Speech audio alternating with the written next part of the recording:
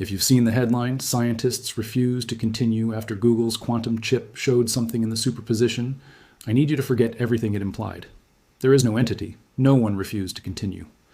But the real story about a chip named Willow, a physicist who compared it to parallel universes, and the fierce scientific backlash that followed, is stranger and more important than the fake version. Let's get into what's actually real. Somewhere in the last year, a cluster of videos started appearing with titles designed to stop your thumb mid-scroll. Words like entity, anomaly, unexplained, and refused were stitched together into sentences that sounded like they belonged in a science journal but were built entirely for one purpose: to make you click. And it worked. Millions of views. Comment sections full of people convinced that somewhere in a Google laboratory, a machine had touched something it wasn't supposed to touch, and the humans in the room got scared enough to shut it all down. Here's the problem. None of it happened. There's no peer-reviewed paper describing an entity. There is no statement from Google acknowledging a halted experiment. There is no named physicist, no dated incident report, no laboratory address, nothing that a real investigative journalist could actually verify. What you're looking at is a manufactured narrative, almost certainly assembled by combining real technical terms with invented drama, because vague scientific language paired with a chilling premise is one of the most reliable formulas for going viral. Superposition sounds mysterious, even if you don't know what it means. Quantum sounds mysterious. Entity sounds terrifying. Put them together and you have a video that outperforms actual science journalism every single time. Because actual science journalism has to be accurate, and accuracy is slower and less thrilling than fiction. So let's do something different. Let's actually go find out what happened. Because underneath this fabricated headline sits a real story, one involving one of the most significant machines ever built, and it does not need any embellishment to be fascinating. The machine at the center of all this is called Willow. It's a quantum processor built by Google, unveiled in December of 2024, and it represents years of engineering aimed at solving one of the hardest problems in computing. How do you keep a quantum system stable long enough to actually do something useful with it? To understand why that's such a big deal, you have to understand, even briefly, what makes quantum computers different from the laptop or phone you're using right now. Every device you've ever owned processes information using bits, and a bit is either a 0 or a 1, that's it. Two possible states, and your device flips millions of them per second to run apps, load videos, and do math. A quantum computer doesn't use bits, it uses qubits, and a qubit doesn't have to be a strict 0 or a strict 1. Because of a property called superposition, a qubit can exist in a combination of states at the same time. Instead of being locked into one value, it holds a kind of probability, a blend of possibilities that only resolves into a definite 0 or 1 the moment you measure it. This is not science fiction. This is measured, replicated, foundational quantum mechanics that has been studied since the early 20th century. Superposition isn't a philosophical guess. It's been demonstrated in labs for decades using electrons, photons, and atoms, and it underlies technologies you already rely on, from the timing systems in GPS satellites to the imaging in MRI machines. What's new isn't the phenomenon. What's new is engineers getting good enough at building physical hardware that can harness that phenomenon at a large enough scale to be computationally useful. And that's where the difficulty comes in, because qubits are famously fragile. The tiniest disturbance, a stray vibration, a slight temperature fluctuation, even background radiation, can cause a qubit to lose its quantum state in a process called decoherence. When that happens, all that delicate superposition collapses, and the calculation falls apart. For years, this fragility was the single biggest obstacle standing between quantum computing and anything resembling a practical, reliable machine. You could build more qubits, sure, but more qubits usually meant more errors, not fewer, because every additional qubit was another opportunity for something to go wrong. Willow's headline achievement was tackling that error problem directly, using something called quantum error correction. The idea, in plain terms, is to take a group of physical qubits and use them together to represent one more stable logical qubit, so that if one physical qubit in the group makes a mistake, the group as a whole can detect it and correct it without collapsing the whole calculation. Researchers had chased this goal for nearly 30 years because it's considered one of the required steps on the road to a fully practical, fault-tolerant quantum computer. Google's team reported that as they scaled up the size of these logical qubit groupings, the error rate actually went down instead of up, which is exactly the direction you want, and exactly the trend that had eluded the field for decades. To appreciate why that detail matters so much, it helps to understand what the field sometimes calls crossing the threshold. For most of the history of quantum computing, adding more qubits to a system was almost a trap. Every additional qubit brought with it additional exposure to noise, additional wiring, additional temperature sensitivity, and additional opportunities for something microscopic to go wrong. That meant bigger quantum computers were, counterintuitively, often less reliable than smaller ones, which is the opposite of how we're used to technology scaling. Your phone doesn't get less reliable just because it has more transistors than the phone you owned 10 years ago. But a quantum processor built the wrong way absolutely can. Crossing that threshold, the point where scaling up actually improves reliability instead of degrading it, is considered one of the most important open problems in the entire field, and it's the specific milestone Google says Willow reached. That's not a philosophical claim or a metaphysical claim. It's an engineering claim, backed by a published paper, describing a specific measurable trend across specific grid sizes of qubits. Alongside that error correction milestone, Google also ran a benchmark test with Willow called random circuit sampling. This is a specific kind of calculation, essentially generating an extremely complex, effectively random quantum computation, and then sampling the output. It's not something with an obvious real-world application on its own. It's more like a stress test or a scoreboard, a way of proving that the hardware genuinely behaves in a quantum way and can outpace classical computers at a well-defined task. According to Google, Willow completed this benchmark in under 5 minutes, and the company estimated that one of today's fastest classical supercomputers would need something on the order of 10 septillion years to do the same calculation. That number is so large, it's almost impossible to hold in your head. It's longer than the age of the universe repeated many times over. That claim alone is what triggered the wave of headlines back in December 2024, and it's the real, verifiable, extraordinary result buried underneath all the fake entity stories. Now, here's where things get genuinely interesting, and where the actual controversy begins, because scientific controversy did happen here. It just isn't the kind the fake videos are selling you.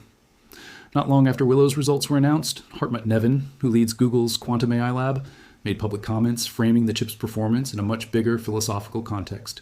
He suggested that the sheer scale of computation Willow appeared to be tapping into lent support to the idea that our universe is just one of many, an argument connected to the many worlds interpretation of quantum mechanics.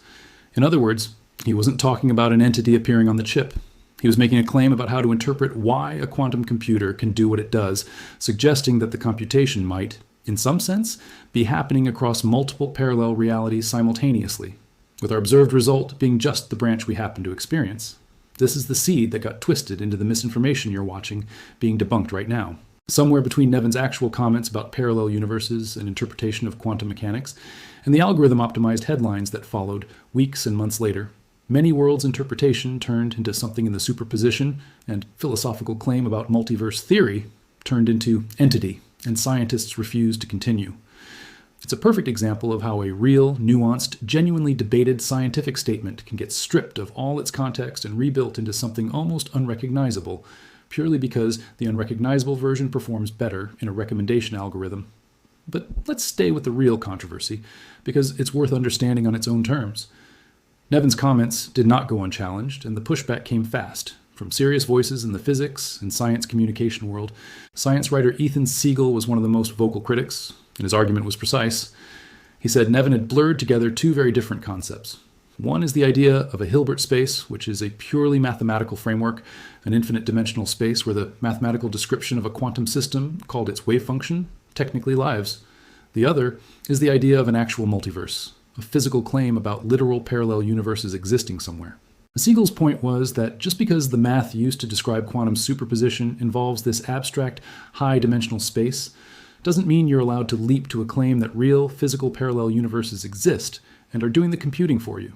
That's treating a mathematical tool as if it were physical evidence, and in science, that's a serious methodological problem, not a minor semantic quibble. Other physicists pointed out something else too, which is that competing interpretations of quantum mechanics can explain the exact same experimental results without ever invoking a multiverse at all. The Copenhagen interpretation, one of the oldest and most widely taught frameworks, treats superposition and measurement collapse as fundamental features of reality without requiring any branching universes. Pilot wave theory, another serious alternative developed by physicist David Bohm, explains quantum behavior through hidden variables and guiding waves, again with zero need for parallel worlds. The point critics were making wasn't that the many worlds interpretation is definitely wrong. It's a legitimate, long-standing position within physics, with serious researchers who support it. The point was that Willow's success as a piece of engineering doesn't, by itself, prove that interpretation correct over the others, because all of these competing frameworks predict the same observable outcomes. You cannot use an experimental result to settle a debate where every competing theory agrees on what the experiment should show. There was a second wave of skepticism too, this one aimed less at the philosophy and more at the practical significance of the achievement itself. Critics noted that random circuit sampling, the benchmark Willow crushed, is essentially a specialized demonstration built specifically to showcase quantum hardware's raw capabilities. It isn't solving a real-world logistics problem, or simulating a new drug molecule, or breaking encryption, or doing any of the practical tasks that quantum computing has long been promised to eventually deliver. It's closer to a very well-designed track and field event created specifically so that a machine with a particular kind of engine can win. That doesn't make the achievement meaningless. Beating a benchmark that was specifically designed to be hard for classical machines and easy for quantum ones is still a genuine technical feat. But it does mean the comparison to classical supercomputers, the 10 septillion years headline number, needs some careful framing rather than blind acceptance. This actually connects back to an older, deeper controversy in the quantum computing world, one that predates Willow by 5 years and gives helpful context for why scientists reacted the way they did. Back in 2019, Google announced a different chip called Sycamore and claimed it had achieved what's known as quantum supremacy, a term describing the moment a quantum computer performs a calculation that a classical computer effectively cannot complete in any reasonable amount of time. Google's paper claimed Sycamore finished a specific calculation in about 3 minutes and 20 seconds, while estimating that the world's fastest supercomputer at the time, an IBM machine called Summit, would need approximately 10,000 years to do the same thing. IBM did not accept that framing quietly.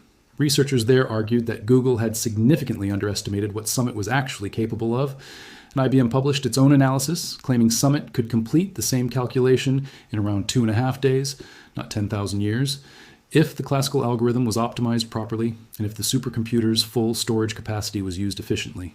That's an enormous gap between the two estimates, and it illustrates something important about these headline-grabbing quantum computing claims. The comparison between quantum and classical performance isn't a simple stopwatch measurement. It depends heavily on assumptions about how well the classical competitor is optimized, what hardware it's allowed to use, and what counts as a fair fight. Skeptics within the field, including mathematician Gil Kalai, have gone even further over the years, questioning whether some of these supremacy-style claims hold up under close mathematical scrutiny at all, arguing that noisy, error-prone quantum systems might be fundamentally limited in ways that make some of these dramatic comparisons less solid than they first appear. It's worth pausing on Gil Kalai's position a little longer, because it represents one of the more persistent and technically serious challenges to the entire quantum supremacy narrative, not just Google's version of it. Kalai has argued for years that noisy, imperfect quantum systems, the kind we can actually build today rather than the perfect theoretical kind described in textbooks, may face fundamental mathematical limitations that prevent them from ever reliably outperforming classical computers on certain classes of problems. His critique isn't rooted in mysticism or distrust of technology companies. It's rooted in careful mathematical analysis of how noise propagates through quantum systems as they scale. Whether or not you find his specific arguments convincing, and plenty of physicists don't fully agree with him, his presence in this debate is a useful reminder that quantum supremacy claims have never been universally accepted the moment they were announced. They've always had to survive scrutiny from serious skeptics working inside the same academic community, using the same mathematical tools, publishing in the same journals. That's a completely different kind of tension from a mysterious entity frightening a research team into silence. It's peer review doing exactly what peer review is supposed to do. None of this is settled the way the fake viral videos want you to believe some entity encounter was settled. This is exactly what real science looks like while it's happening. A team announces a result. Other qualified researchers scrutinize the claim, poke at the assumptions, and publish counterarguments. The original team responds, sometimes revises their framing, sometimes defends their position with new evidence.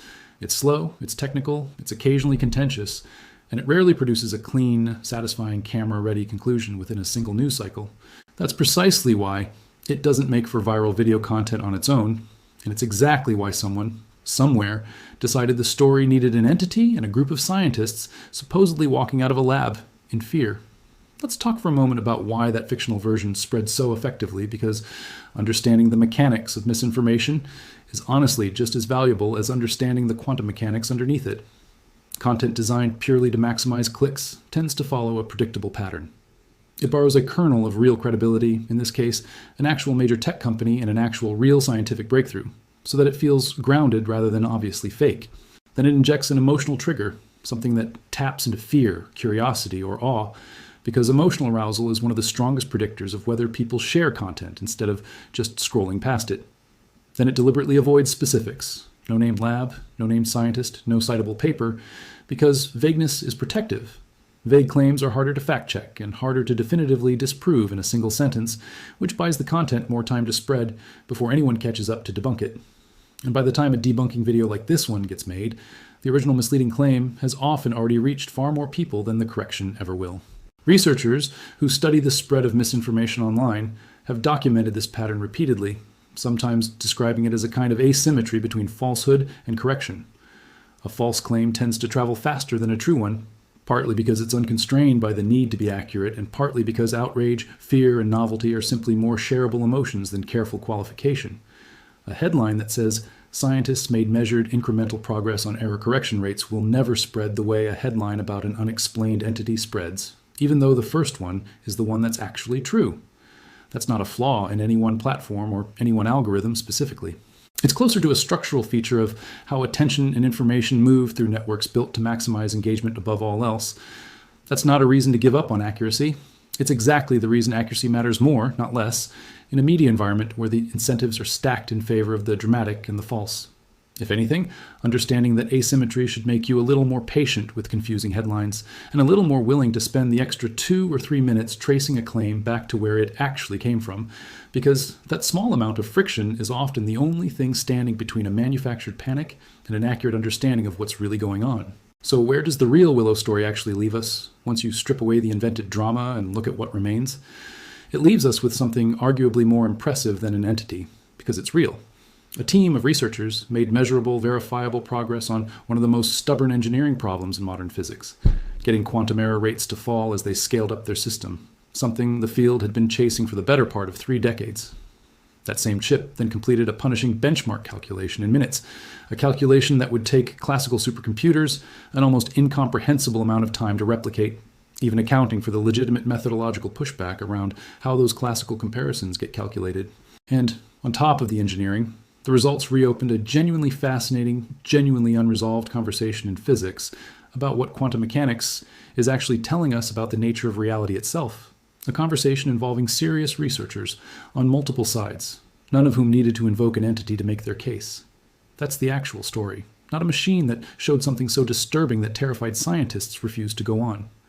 A machine that worked exactly as intended, produced results so significant that some of the smartest people in the world are still arguing about what those results even mean philosophically, and became almost immediately a target for content creators who realized that the honest version of the story, however remarkable, still wasn't dramatic enough to guarantee a viral hit. There's a broader lesson buried in all of this, and it's worth sitting with for a second before we wrap up. Real science rarely needs embellishment to be compelling. The idea that a particle can exist in multiple states at once until it's measured is genuinely strange enough that Einstein himself famously struggled with its implications. The idea that engineers have now built a physical machine that can harness that strangeness at scale, correcting its own errors as it grows more complex, is a legitimate landmark in the history of technology. The idea that this same machine has reignited a decades-old philosophical argument about whether we live in one universe or countlessly many, an argument between serious physicists using precise mathematical language, is fascinating on its own terms. None of that needed an entity. None of it needed scientists fleeing a laboratory. The truth was already strange enough. What we should probably take away from this, beyond the specifics of quantum chips and Hilbert spaces, is a habit worth carrying into every piece of sensational science content you come across from now on. When a headline uses vague, ominous language paired with a real company or a real technology, that's usually your signal to slow down, not speed up. Ask where the primary source is. Ask if a named researcher, a named institution, or a published paper is attached to the claim. Ask whether the outlet reporting it has any track record of covering that field accurately.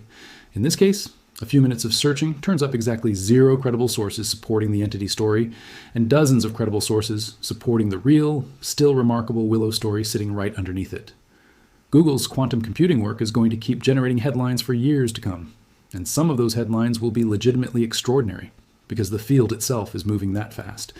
Quantum error correction, if it continues improving the way Willow's results suggest, is widely considered the key that unlocks genuinely practical quantum computers, machines that could eventually help design new medicines by simulating molecular interactions with a precision classical computers simply cannot achieve, model complex chemical reactions, atom by atom.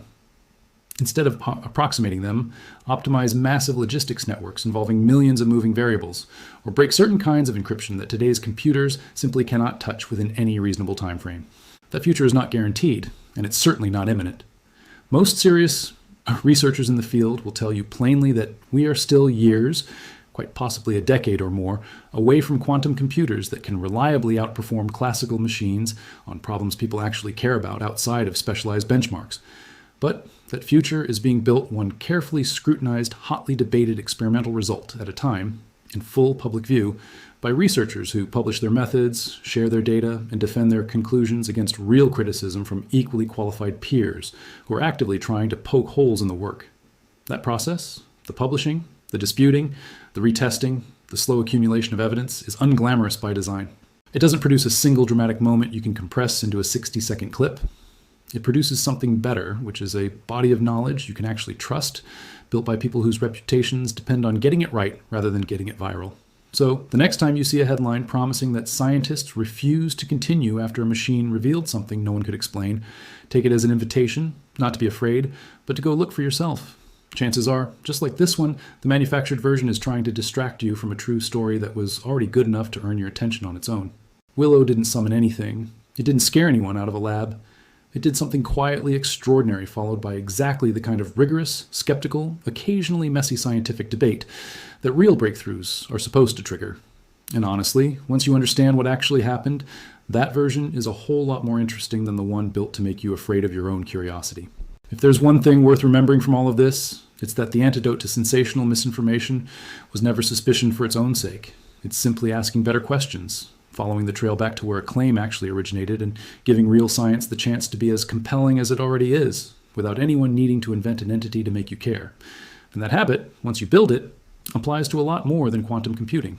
It applies to health claims, financial predictions, breaking news alerts, and pretty much anything designed to make you feel something powerful before you've had a chance to think clearly. The pattern is almost always the same. A real event or a real institution gets used as scaffolding. A genuinely strange detail gets stretched past what the evidence supports, and the whole thing gets wrapped in language, specifically engineered to bypass your skepticism. Willow is a real chip. Google is a real company. Superposition is a real, well-documented phenomenon. Every ingredient in that viral headline was technically borrowed from something true, which is exactly what made the finished lie so convincing. Once you start noticing that pattern, it becomes a lot harder for the next manufactured entity, whatever field it shows up in next, to catch you off guard.